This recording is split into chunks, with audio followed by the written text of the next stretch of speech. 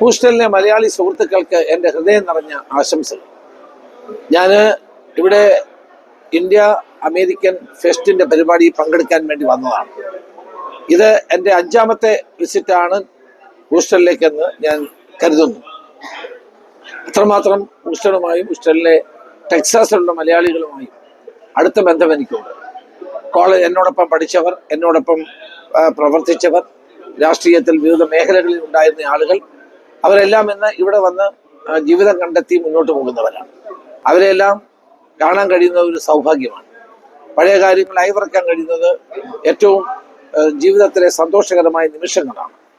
ഈ ഹൂസ്റ്റണിലെ വരവുകൾ എപ്പോഴും, പ്രത്യേകിച്ചും ടെക്സാസിൽ എപ്പോഴെല്ലാം വരാൻ കഴിയുന്നു അപ്പോഴെല്ലാം പഴയ കൂട്ടുകാരെയും സഹപ്രവർത്തകരെയും ഒരുമിച്ച് രാഷ്ട്രീയ പ്രവർത്തനത്തിൻ്റെ വിവിധ തലങ്ങളിൽ പ്രവർത്തിച്ചവരെയും ഒക്കെ കാണാനുള്ള അവസരം എനിക്കുണ്ടാകുന്നുണ്ട്.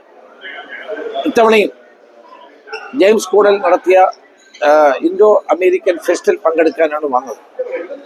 ആകെ 2 ദിവസം മാത്രമേ ഞാൻ ഇവിടെ ഉള്ളൂ.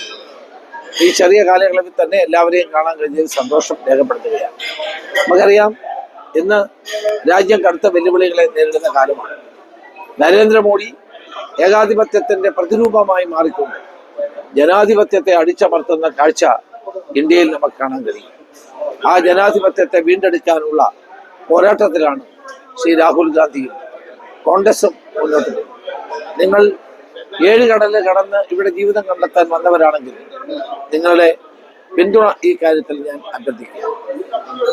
കേരളത്തിലാണെങ്കിൽ നിങ്ങൾക്കറിയാൻ കഴിഞ്ഞ 9 വർഷമായി പിണറായി വിജയന്റെ ഗവൺമെന്റ് ഭരിക്കുകയാണ്. ഈ ഗവൺമെന്റ് എല്ലാ തലത്തും ജനങ്ങളുടെ പ്രതീക്ഷകളെ തകർത്തുകൊണ്ട് പോകുന്ന ഒരു ഗവൺമെന്റാണ്.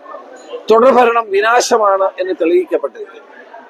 BJP വോട്ട് പിടിച്ച് CPM-നെ ജയിപ്പിക്കുന്ന തന്ത്രമാണ് ഇന്ന് കേരളത്തിലുള്ളത്.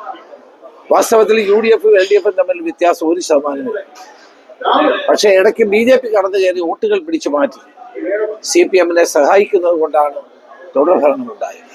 അവർ തമ്മിലൊരു അന്തർധാര സജീവമാണ്. ആ അന്തർധാരയാണ് കഴിഞ്ഞ തുടർഭരണം ഉണ്ടാക്കിയത്. കിറ്റ് കൊടുത്തും പെൻഷൻ പിടിച്ചു വെച്ചും തെരഞ്ഞെടുപ്പ് സമയത്ത് അത് വിതരണം ചെയ്തും ജനങ്ങളെ കബളിപ്പിക്കാൻ ശ്രമിച്ചതിന്റെ ഏറ്റവും വലിയ ഉദാഹരണമാണ് കഴിഞ്ഞ തെരഞ്ഞെടുപ്പിൽ നമ്മൾ കണ്ടത്.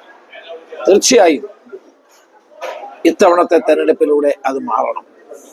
കേരളത്തെ കമ്മ്യൂണിസ്റ്റ് പാർട്ടികളുടെ വിനാശകരമായ ഭരണത്തിൽ നിന്ന് മോചിപ്പിക്കണം. അതിനുവേണ്ടി ഹൂസ്റ്റണിലെ സുഹൃത്തുക്കളുടെ പിന്തുണ ഞാൻ തേടുകയാണ്. നിങ്ങളുടെ നാട്ടിലുള്ള സഹപ്രവർത്തകരോട്, സുഹൃത്തുക്കളോട് എല്ലാം പറയണം, കേരളം ഈ ദുർഗതിയിൽ നിന്ന് മോചിതമാണ്, വികസനമില്ലായ്മയിൽ നിന്ന് കരകയറണം. അതിനുവേണ്ടി നമ്മൾ ഒരുമിച്ച് നിൽക്കണം.